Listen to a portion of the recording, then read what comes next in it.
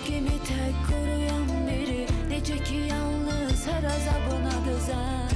Mən bu həyatdan soyuyan biri, oldu heyli bu qəlbimi çox üzən. Hər dərdi mən öz üzərinə çəkən, mən sevgidə yadlanmış biriyəm. Əgər unutsan sən məni, eybi yox olsun, sevirəm de yalandan aldatsan da məni.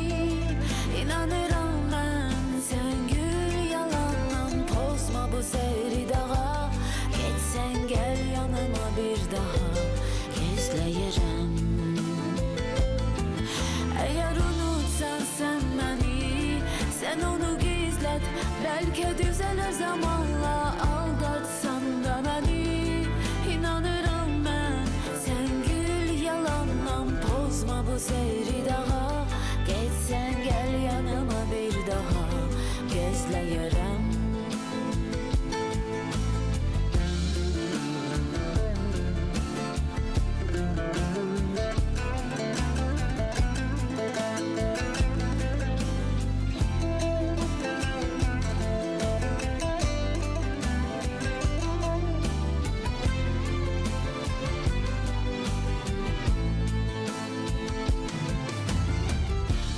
Sevgimi tek koruyan biri, necə ki yalnız hər azabına dözən. Mən bu həyatdan soyuyan biri, oldu heyli bu qəlbimi çox üzən. Hər dərdi mən öz üzərinə çəkən, mən sevgidə yadlanmış biriyəm. Əgər unutsan sən məni, eybi yox olsun, sevirəm de yalandan aldatsan da məni.